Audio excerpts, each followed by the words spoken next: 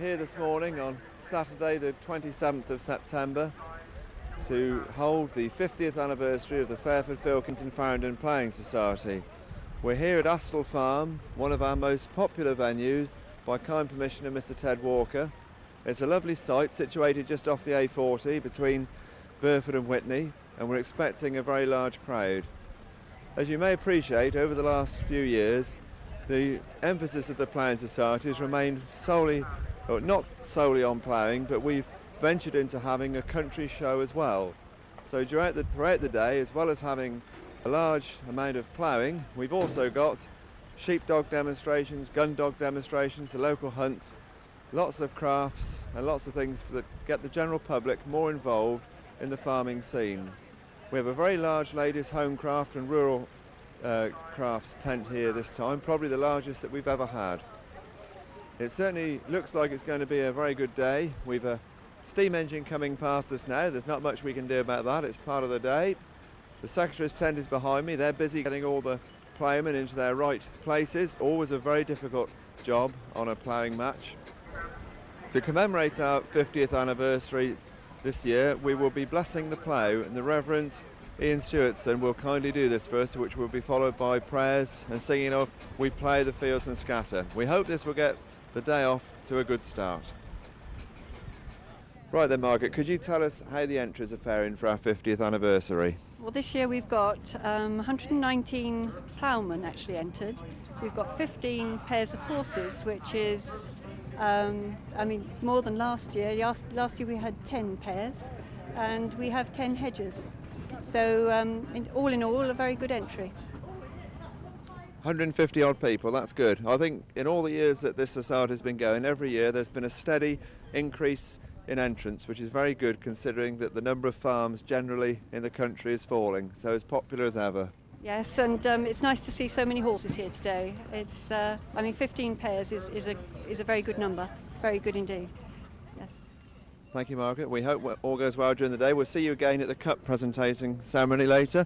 Now we'd like to have a word just to start the day with our chairman, Mr Ted Walker, who's kindly hosting today's society event here at Asthall Farm. Any first impressions, Ted? Well, I was glad to see a good turnout. We've got a nice morning for it as well. It's not too cold a wind, and it looks as if the sun will probably break through. So all in all, I think it looks as though we're in for a good day. As Margaret says, we've got a good lot of entries, and there's people round and about already walking around, so it looks like we'll have a good crowd as well. So all in all, I think it should turn out well. Yeah. Off to a good start. Yeah. Well, we're now along with the horses where we've just judged the turnout, and we'd like to talk to Mr Jack Scantlebury, who's been judging this event for quite some years, just asking what his impressions of today are so far. Well, it's the biggest turnout I've had for a number of years. They've all turned out very well. They've put a lot of work into their horses, more so than usual. They've washed their legs off a lot more. And I think it's quite a credit to the show people to think they've done it this year. And a lot more brass has been brought out as well, and the numbers are up. And it's quite a nice job to run around and just get the first, second and third. Now my big job is to find out the next two or three classes, which is the best gelding, the best mare, 1, 2 and 3. Well, I got to do that while they're ploughing, which is quite difficult. You've got to find out which is mares and then sun them up, and take some little time. But there you are, it's a nice day out and I thoroughly enjoy it. I haven't been told off yet for putting one not in the right place or the other, so hope it'll go down again this time all right. Thank you, Jack. I'm sure it'll go down very well again.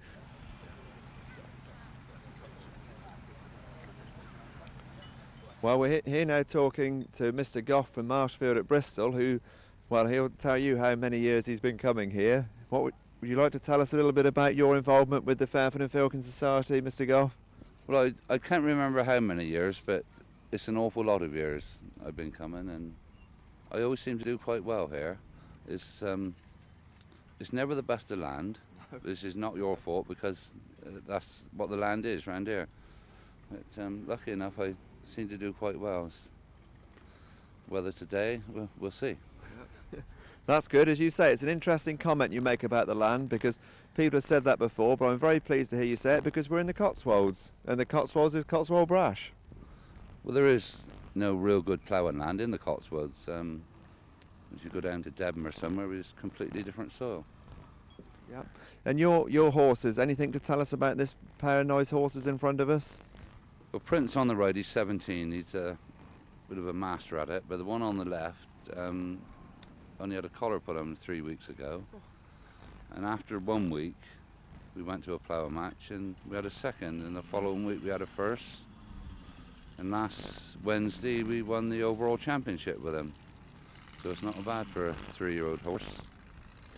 I should think that's exceptional. You must be very pleased. I am extremely pleased with it. The trouble is, it's not my horse. I'm breaking it in for somebody else.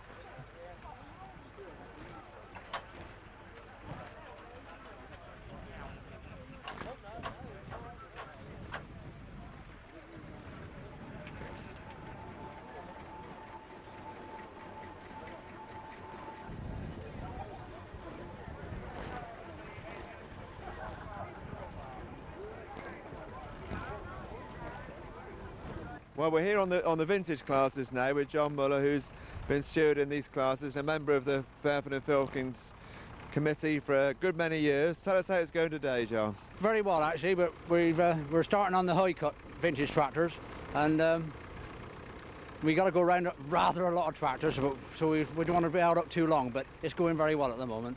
Right. And I think we should be in for a very good show. Right. Okay. Would you just like to introduce us, please, to our two judges? Yes, I will do. On my right is Mr. Wilkins, and next to him is Mr. John Irons, and these are the two judges for the vintage tractors. I'm sure many of you obviously know Mr. Wilkins. He had a huge collection of vintage tractors at one stage, probably one of the biggest in the country, so he's well placed here today to judge these machines. Tell us a little bit about what you're looking for, please. Well, we're looking for originality, for the visual condition of the tractors, the paintwork and the mechanical condition, and it's just a question of trying to reach an overall picture of individual tractors. Right. That's good. Well, you've got a nice selection here.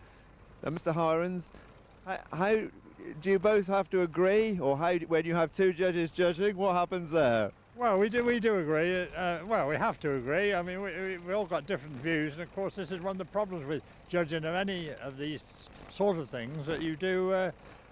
You've all got your individual views and sort of ideas on what is a good restoration, really, because a lot of these tractors have been restored, and really we judge everything out of 25, and then total top them up at the end of the day, and hopefully come up with a winner.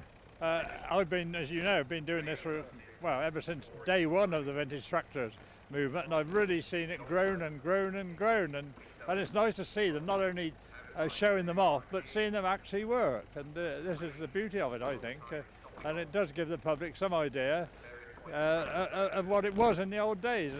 And Ted here was telling me a story just now of a man who wondered what that little thing sticking out of the front of the radiator was, and of course it was a starting handle.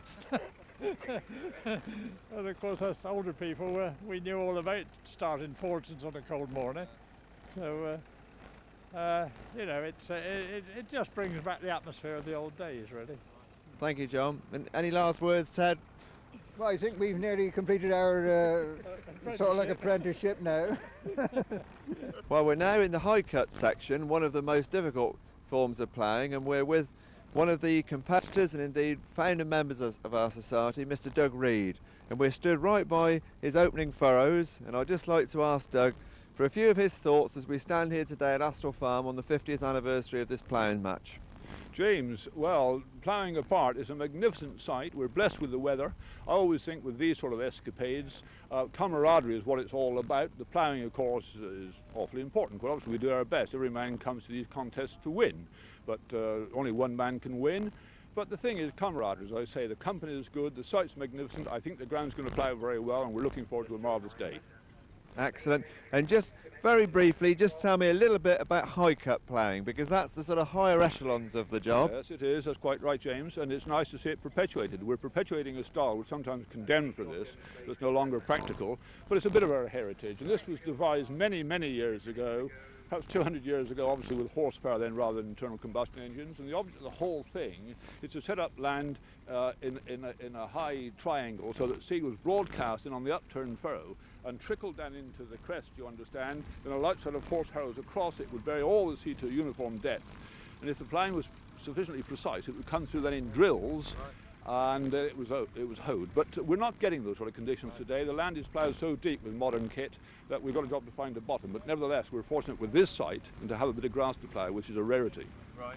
Yeah, so I was going to say, when I looked across it and saw the length of the grass, it's a cracking place to actually do the ploughing. It's difficult, but it's good. It is very testing, exactly right. But I think this site is good. I think these plots are good. They're pretty uniform, and that's the important thing.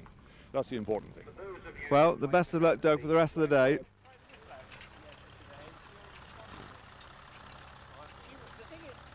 Right, we're now with Martin Kinch, who's been a member of the society for a good many years, and he's here as usual today, which I think he's been doing every time I've come. I don't know how long he's done. He's stewarding one of the high cut classes. Martin, any thoughts today? No, I should imagine it's going to be a very good day actually, because they've got a good site and plenty of grass to try and bury. And at the moment they've just started, and it looks as though it should be very pleasant. Hopefully we'll get a lot of people this afternoon. The weather's right, so no, it should be okay. Out of interest, obviously you have a commercial farm yourself. Just tell me a little bit how you think ploughing has come and gone over the last few years. Yeah, well, I think we all thought that the plough was dead and buried about 10 years ago, but we tried going away from it. In actual fact, we found that our variable costs actually went up. So we've actually reverted back to about 75% ploughing now, and I think that would be fairly common throughout most of agriculture, other than on probably the fairly light soils which don't have a weed problem maybe. But on the heavier soils, definitely ploughing has come back. And the local ploughmen, I mean, obviously we've got good entries here today, 120 entries. They're still all keen to come, so you think we've got another 50 years ahead of us? Well, I'd like to think so, yes. Definitely there's a lot of farms just in this area that actually close down for this weekend every year. And I think it's nice because we've all worked extremely hard since July, and I think it's nice for us all to actually enjoy the day out. There's a lot of work goes into a ploughing match like this, you know, which many of the public probably don't really realise. In fact, it's a whole year's work.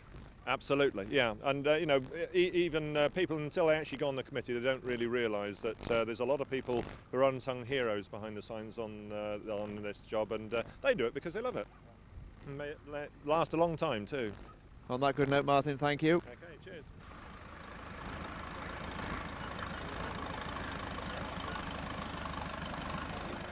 That's it. Right, we're now here at the gate, a very important part of the ploughing match, and we're now talking to Bernard Cale, a long-serving member of the committee. He's been involved in this society for many years, and Bernard's in charge of the gate here today. Would you like to tell us a few of your thoughts at the moment, Bernard? Well, I'm very pleased at the minute, James, because as you see, people are flowing in. We've had upwards of 400 cars so far, and yeah, I'm very pleased at the moment. I think it's one of the things that possibly people may not realise when they come to a ploughing society, that if we don't collect money on the gate, we will have no event. Exactly. I mean, it's most important that we get as many as the Joe public as possible through and paying, it's basically interesting, and we want to broaden that aspect to the general public. Get them in, get the money, good entertainment. And you think the fact that we've changed from being a pure ploughing society to including the country show as well, has that increased the gate? Oh, undoubtedly. I think, you know, there's much wider variety of topics and trade stands and all the home craft, and everything has made it much more attractive to the general public, I think. Thank you, Bernard. We hope they keep flooding in the rest of the day. We'll leave it in good hands. Thanks, James. Let's get on. All the best.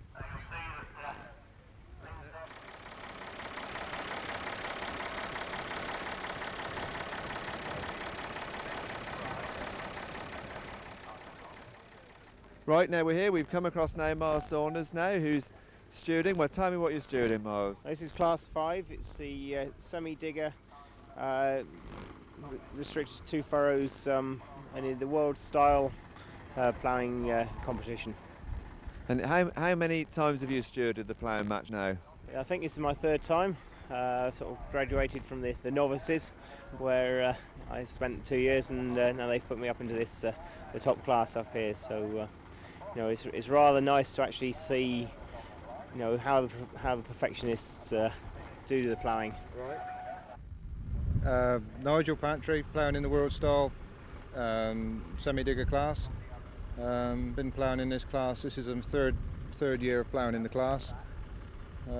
Still got a hell of a lot to learn. I'm a relatively new boy in this class, but willing to learn. Excellent. Wow. And how about the ploughing conditions here at Asthall Farm? Not too bad. Last week, we were down here organising last week, and I don't think it would have played well, but generally I think it will play fairly well today. It's not too bad. Right. And with your world style ploughing, how deep do you plough? It looks quite deep to me. Well, in world style conditions, we plough a minimum of 8 inches. Probably here today, allowing for the site, it would be a maximum of 7, I should think. Very good. Well, it all looks off to a good start. We wish you well for the rest of the day, Nigel. Thank you very much.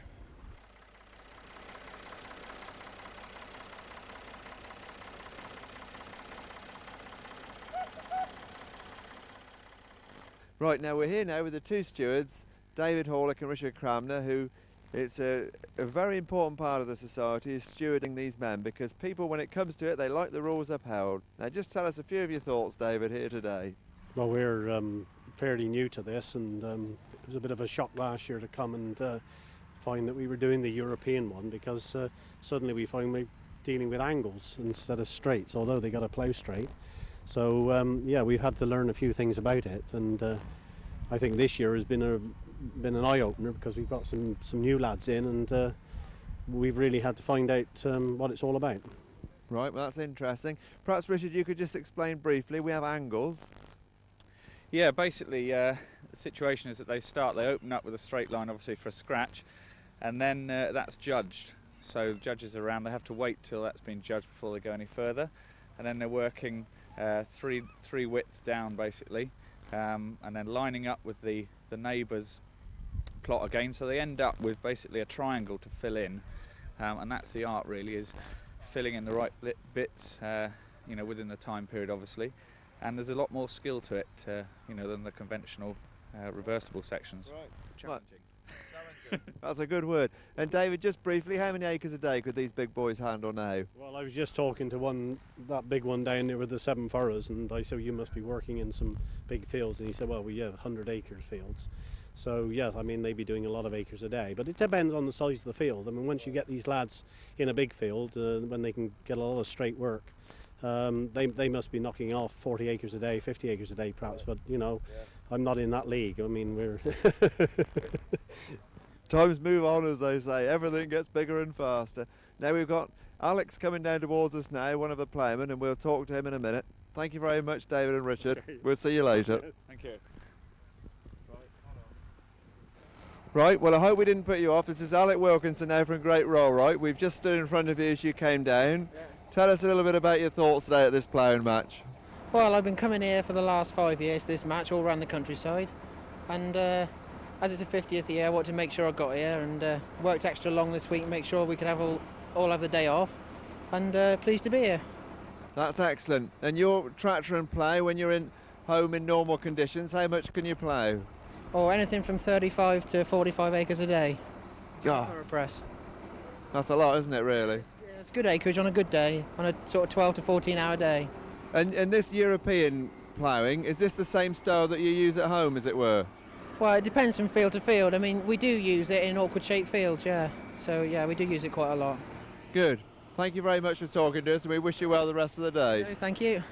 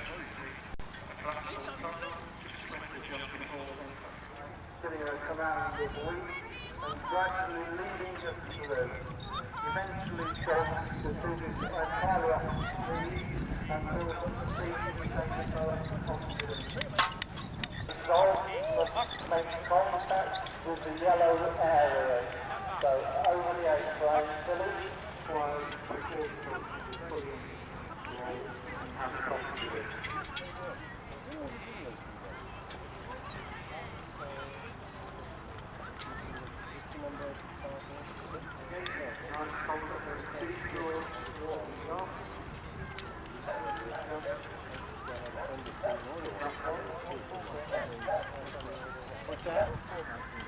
Format, meaning? Oh, well, I got a multi-system that I can play anything on. So. Come on, Becky, get it, get it, get it.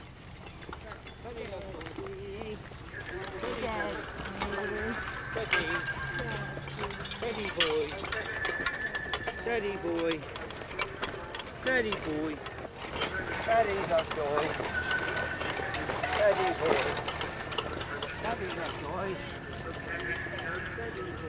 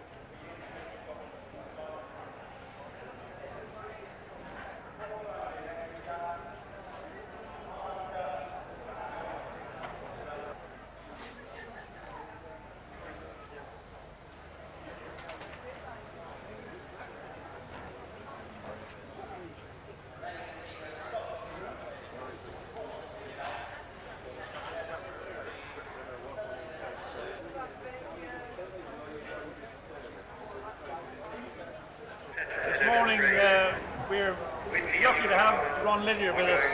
He's a founding member of the Society, and I've asked him to come along and help celebrate our 50th anniversary with us, and to come and cut this beautiful cake that he made for us. So if you would like to do that, Ron, I've just got to find a knife.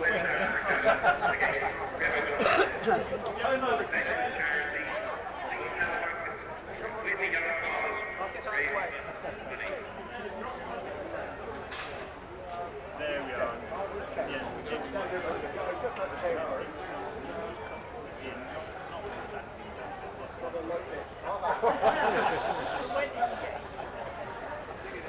Ladies and gentlemen, it's a great honour to be asked to come and cut the cake, as they might say if we were in Yorkshire.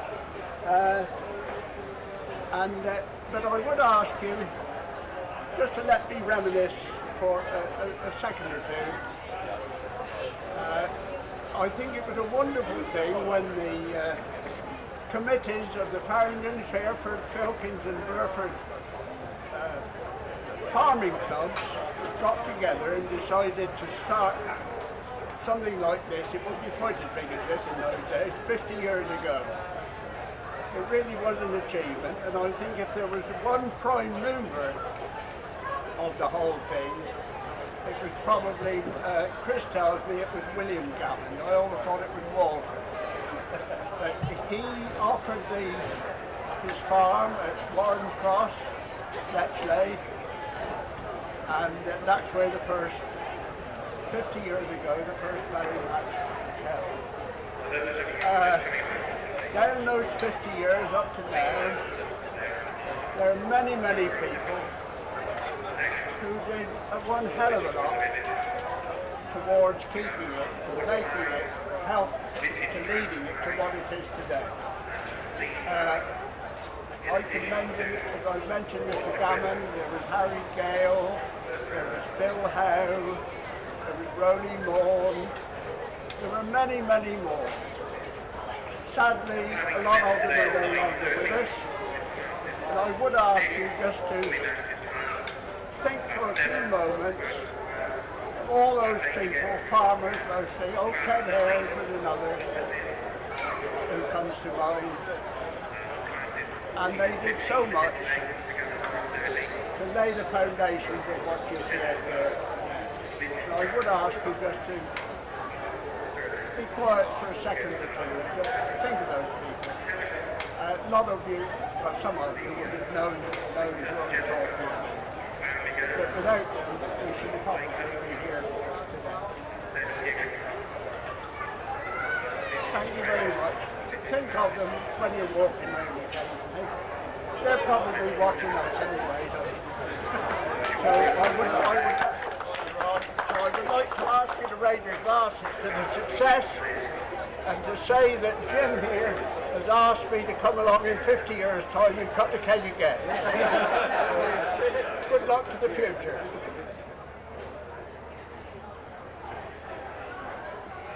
I'll now proceed to stab the cake.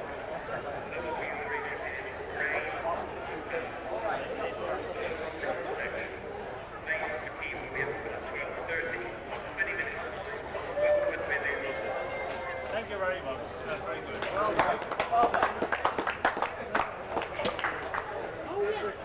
Thank you very much, Ron. Enjoy yourself, that's all I can say, really.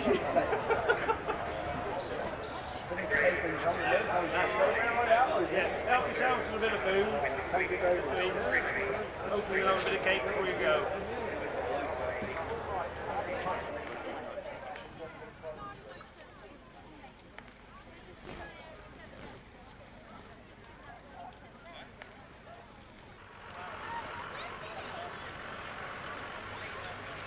Murphy on the stop. Tom's in sent one of his boats for it.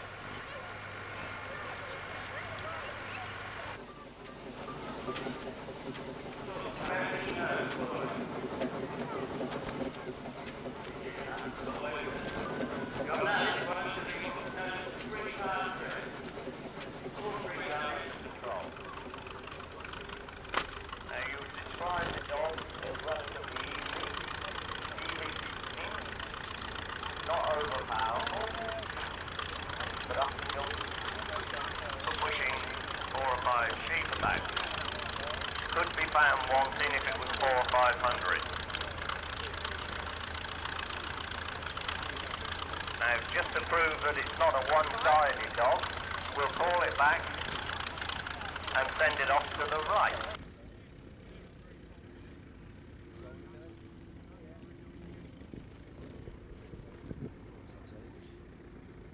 Yeah, this is the E27N Major. These were produced just after the war.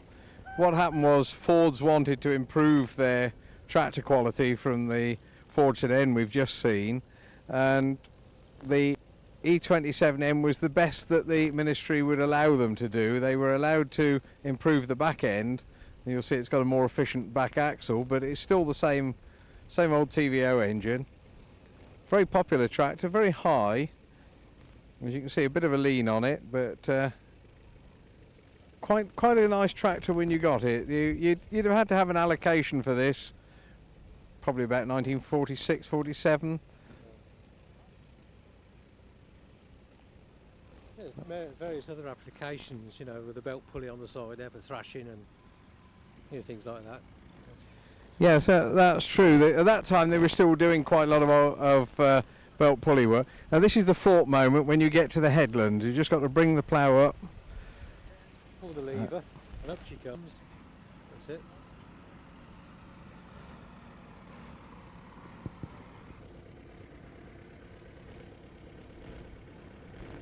Yeah.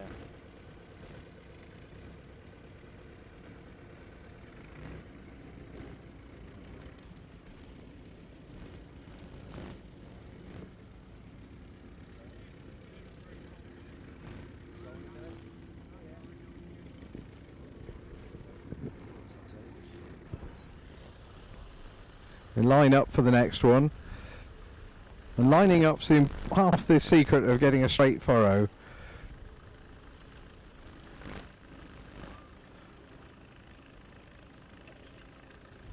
It's always a fraught moment when you pull the rope because you've got to get it right, and sometimes the rope won't release first time. Now there's a chance for a quick check round, clean a bit of soil off. And that's the secret, to make the plough body scour, a good clean down. It's attention to detail that makes the difference.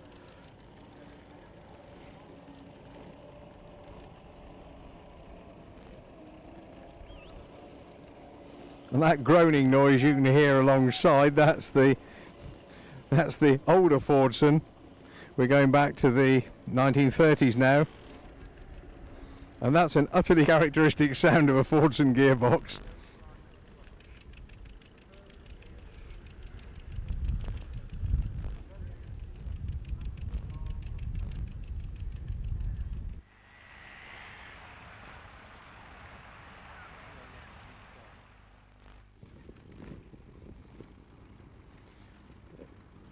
Well, they always say that all types of ploughing are catered for at the ploughing match, and certainly this is an unusual form, human ploughing, staged by Witney Young Farmers Club. Just shows that all horses work a lot harder than you realise. That's a fairly small single horse plough, and yet that's a pretty hard struggle.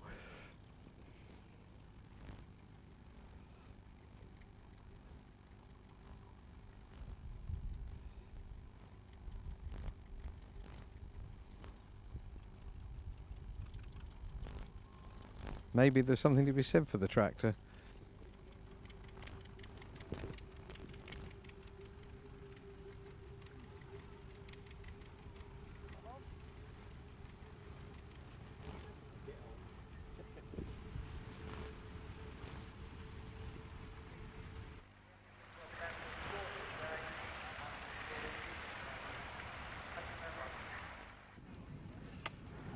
I'd like to introduce you now to a chap here, Tony Carter. You're one of the champions of the... That's right, yes. I won the Supreme Championship at the National last year. Yeah. Okay, well, would you like to explain to us what you're doing here and a bit about the lay? Mainly what we're doing is we're making a stock fence. This is what we call a Midland-style bullock fence that we're laying today. It isn't quite as big a hedge as we normally have, but at the same time there's still plenty of timber and whatnot here to make a job out of it.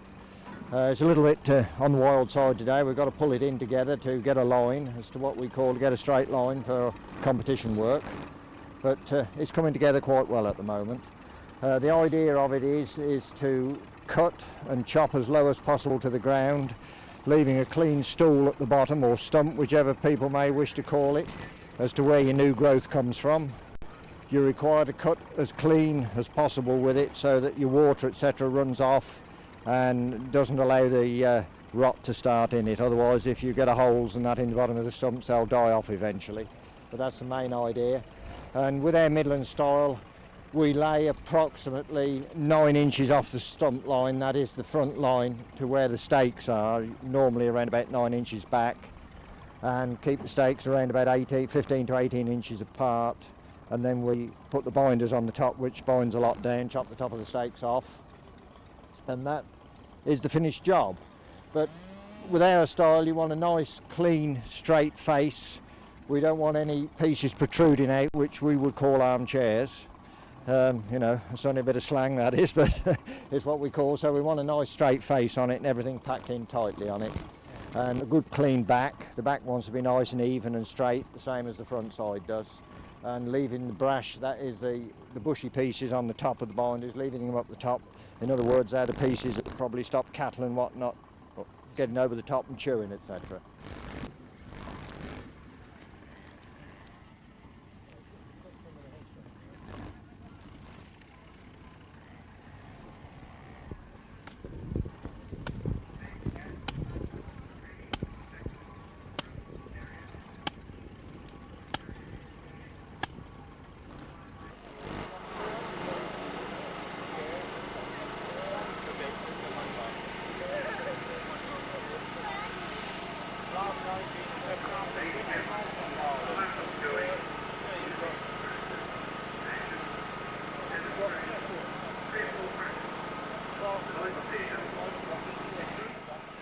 Lurking in the water of a lamb-born cow, and if that had been cold and bleak today, he'd have been out of it. But just have a look at the plough on the back. This is an unusual one. This is the Massey Ferguson single reversible. So it's nice to have people competing with all sorts of different equipment. Right, now here's one of our more interesting characters. Cup participant, Mr. Bill Davis from Shipston on. Is probably one of the longer-term competition ploughmen. He was ploughing commercially before the Second World War, and he's been on and doing it ever since. Very popular participant, always delight to see him.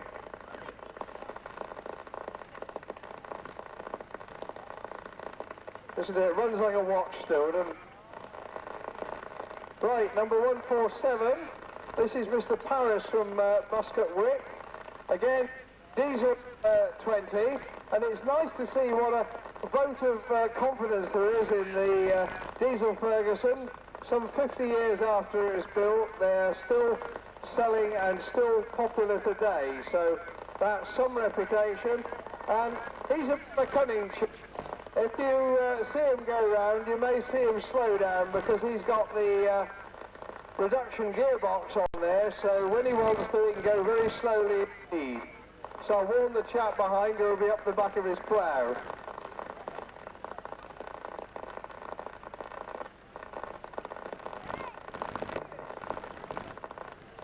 Mr. John Hodges from Tetbury now, and this is presented as the early type of wartime Fordson, and I'm sure this will bring back a lot of memories to many of our older visitors.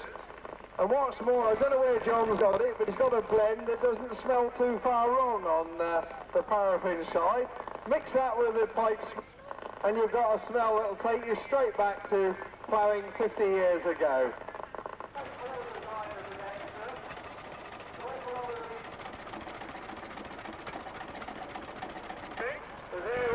Driver, and the driver's in the numbers, getting me at him, got it.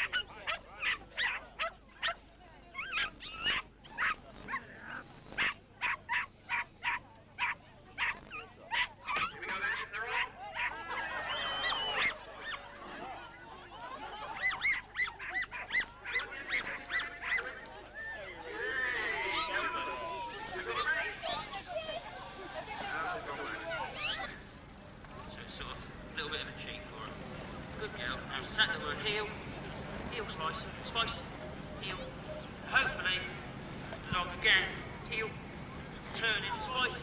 Come on, in heel, heel, slice, slice, heel. As I turn, hopefully the dog comes with me when it doesn't find where some sheep have been. Come on, heel. You're seeing Tom's, it's a finished article there, look. You're seeing this thing that's still ongoing. Sit. Again, walking in the heel, bring the sit in, and then we do a simple retrieve, trying to break out. It's boring work for the dog. You've got to try and make it a little more exciting for her.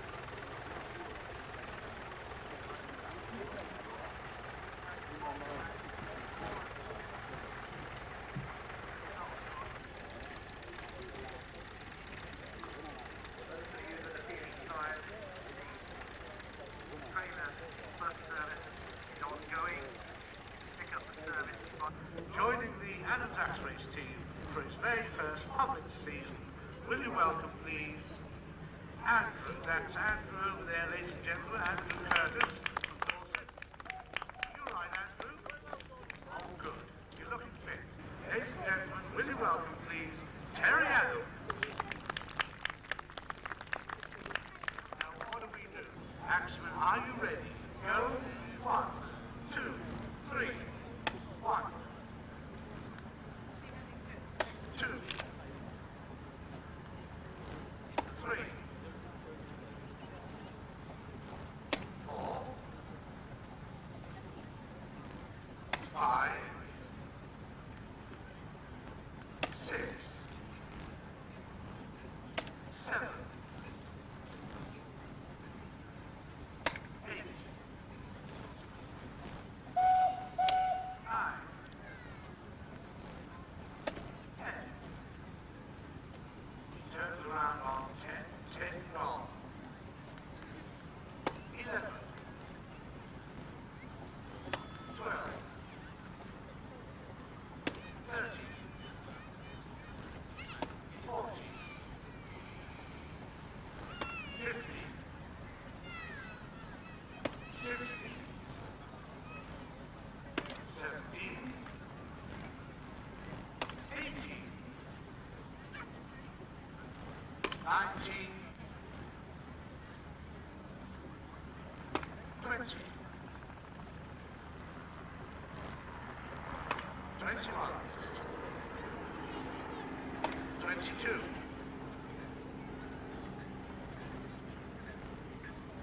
23, 24. Oh, you're right, sir. Well done. 25 for Andrew. Well done. Well, ladies and gentlemen, that's the yardstick then. 25. Stand by, Timber. Axel, are you ready? Go. 1, 2, 3.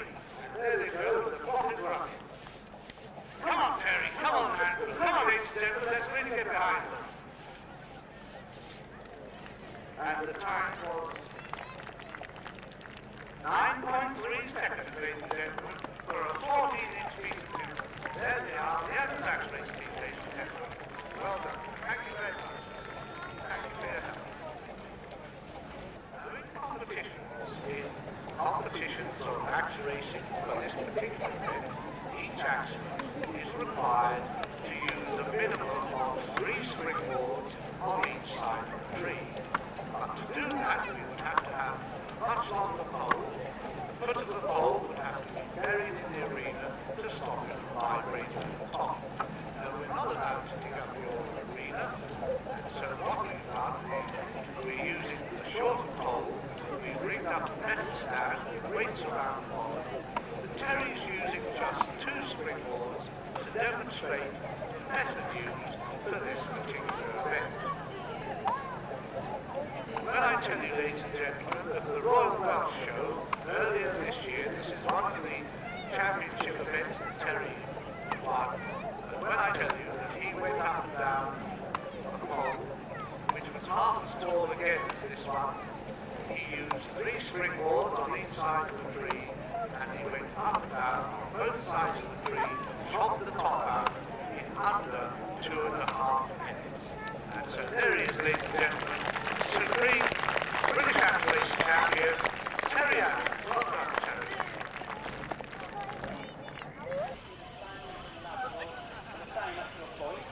I've got this little bit here, five.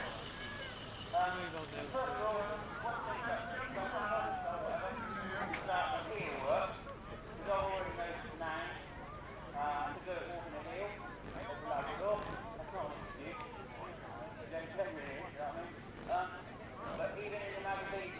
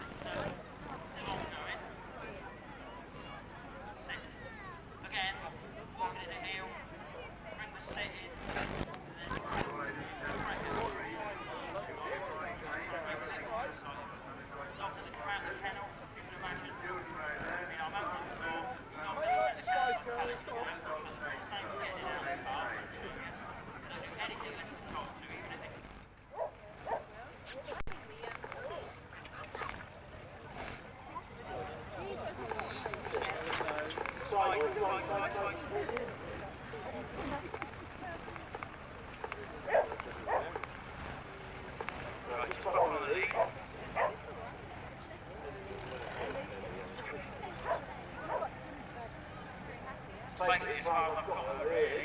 Do a simple retreat. Go back to more advanced level.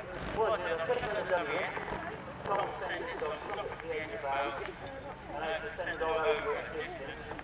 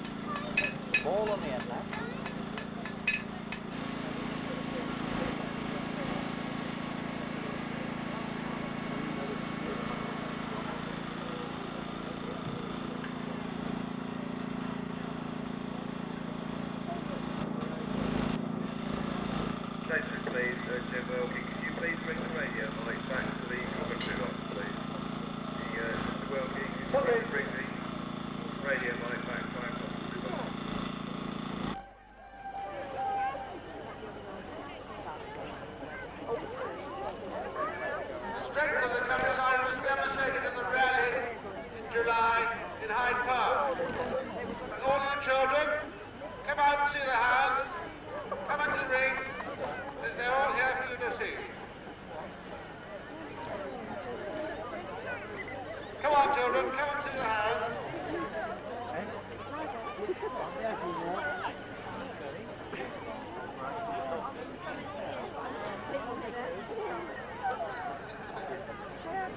All the hounds have got names, so come and ask the huntsman what his name is, the one you like the look of.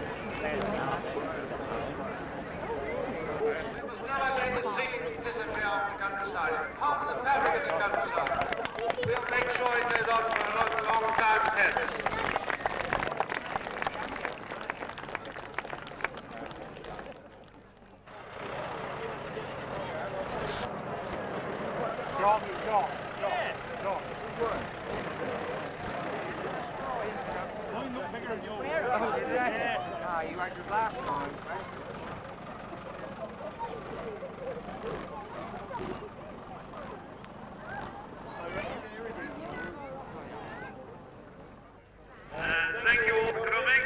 It's been marvellous night, and we haven't had a good turnout since 1976, I don't believe. And the weather's been kind to us. And I will apologise for the going for some of your round. I'm afraid we ran out of space, really. The engine were up against it here, and we had to squeeze in where we could. And I do hope you forgive us for the conditions that you had to contend with, and also the hedging competitors, they didn't have a very good hedge, they made a very good job of raising the bit of material they had. Now, we will get on with the prize giving. The first, we could start with the ladies, and the first contest is Mrs. Gammon's contest, and this is Mrs. Susan Royal. Come on, Sue. Come on, Sue.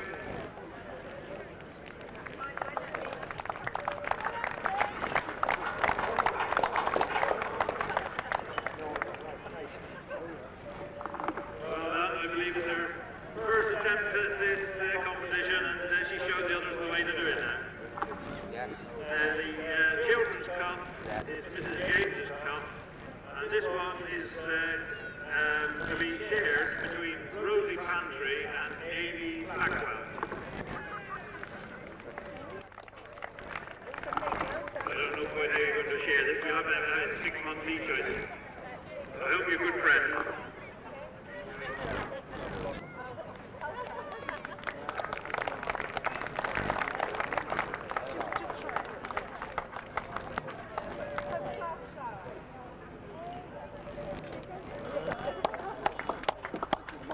Oh, this is yours. Here's the Mr. Goff.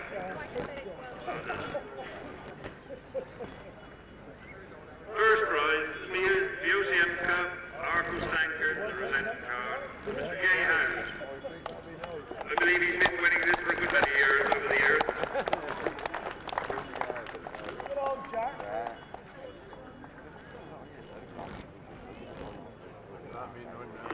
Come on, Jack, that's going to cost. And first prize with the Brian Webb Cup, the Arcos Tankard prize car, goes for our very own DS3.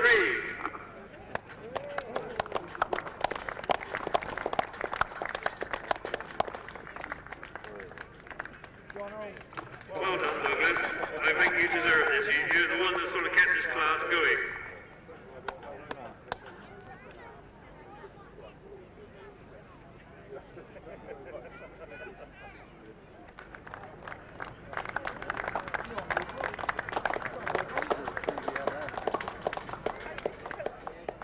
This was a special prize, well, not a prize, a presentation that we were didn't going to make this time. It was to the competitor that had supported the ploughing match over the years, felt we ought to recognise his support, and Mr. Tony Gammond had very kindly presented us with a silver salver, and we are going to present it to Mr. Bert Vincent.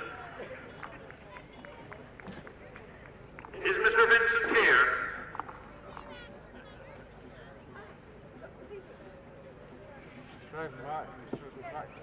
Here comes Mr. Vincent. I think he's been ploughing with us more or less every year since we started. If you look in the memorabilia tent, you can see some photographs of him back over the years.